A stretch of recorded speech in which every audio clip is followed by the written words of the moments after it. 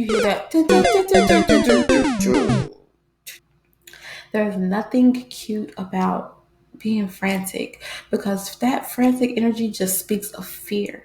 You're afraid that you're going to get too old. You're afraid it's not going to happen. Level uploading, level uploading, level uploading. Everybody, welcome back to Level Uploading. Fight feelings, face facts with yours truly, Shay. I hope you guys are doing good. I wanted to pop in real quick. This is like super, super quick. I know I always say that. And then next thing you know, I'm talking for like 20 minutes. So let's get right into it. So something that I have started to realize as I have slowly begun to go back into civilization, slowly come out of my consecration period, out of my wilderness period. I haven't started dating yet, but being open to the idea of dating, being open to the idea of not even just dating, because whatever, I'm not really too sure how I feel about that whole process, but more so just being open to the idea of being available in that capacity, romantically available for so long. When I was going through all of my strife and my stress and my struggle, I was totally not even looking at anybody. I wasn't even trying to talk to anybody. I wasn't trying to have nobody talking to me. I didn't want you to look my way, okay? I was in pain. I was struggling. I had bigger things, bigger fish to fry than to be trying to, get to know somebody's son. But now, as I am kind of leaving that section behind, leaving that behind in a way, starting to, open my eyes to the people that are around me and the things that are around me and things like that. I am also noticing other women and how they conduct themselves. And this is not a judgment call, but this is just something that I'm noticing. I'm noticing that a lot of women are getting frantic. I'm noticing a lot of women are getting, dare I say, desperate. A lot of them are not taking full advantage of their discernment because they are so like, I'm 30 this, I'm 30 that, and I need a family, I need to start having babies, I need to do this. And it's like they're yoking themselves up or aligning themselves with people who are not really truly for them. And it's not my job to say who's for them or for who isn't, but based off of the way that they are swiftly taken off of their path, it's kind of hard not to think that that person wasn't, who God has for you. So my new thing is just to make sure that I'm showing up light, happy, and joyful and peaceful in my own body, in my own world. Like, I don't want to be on the prowl everywhere I go. I don't want to be scoping out who's got a ring, who doesn't. I want to show up to these places and spaces as myself. I want to show up there and enjoy myself. I want to make connections. I want to make platonic friends. That is like the hardest thing in the world for me these days well, not these days, because I haven't really been trying these days, but like, I could not, since I've been out here, which is 3 years, I have not been able to make a lot of platonic friends.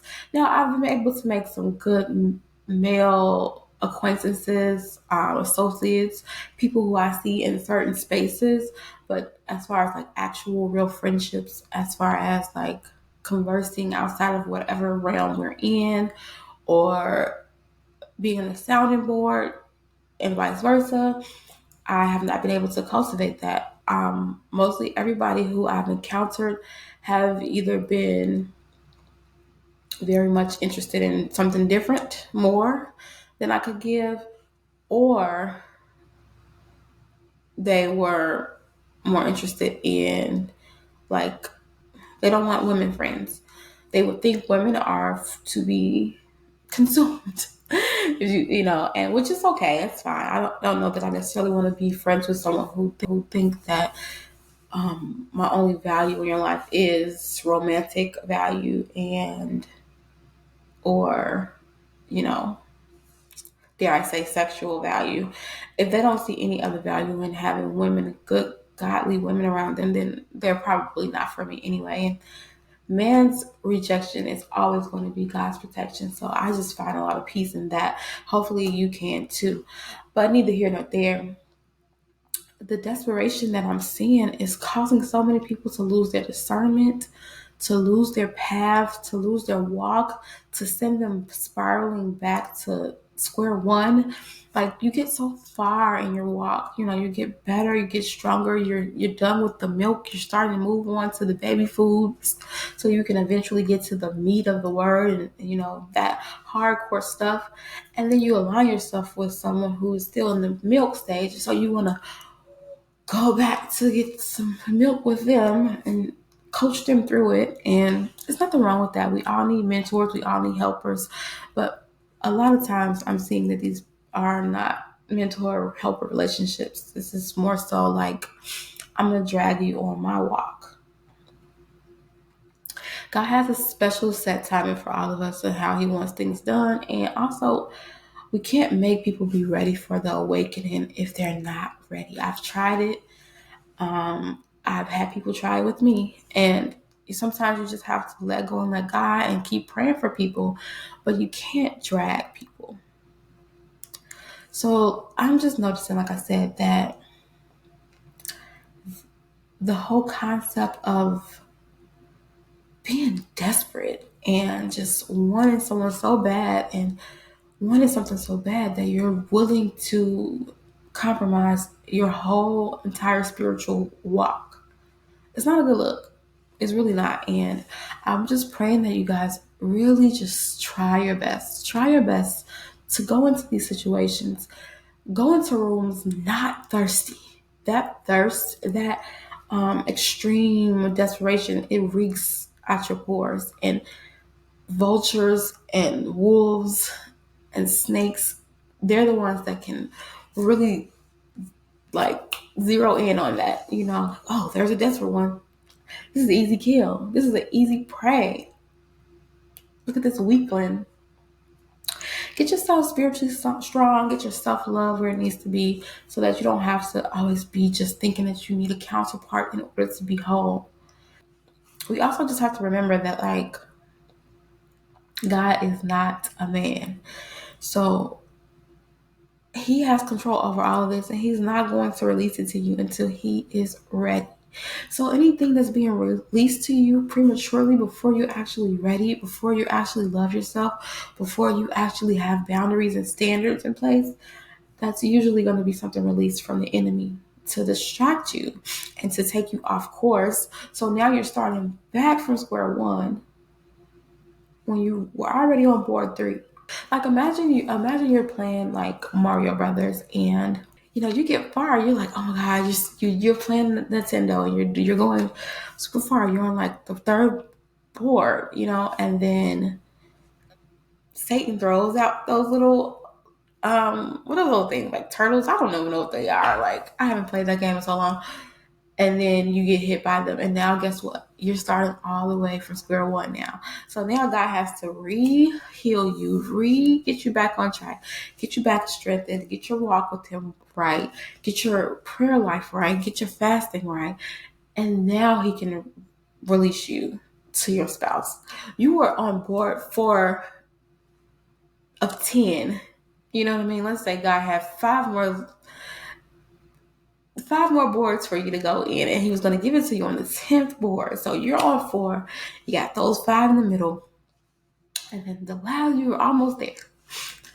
But you get sidetracked on board 4 by what the enemy brought, where you were prematurely not even ready, and you hear that.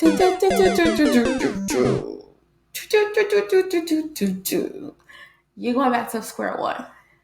So now God is so graceful and faithful that he is wanting to help you to build yourself back up, but you got to be board 1, 2, 3 again. So now you're on board 4 where you were before. And now it's like you have to learn that lesson, or else you're going to keep on falling for it. You're going to keep going back to square one.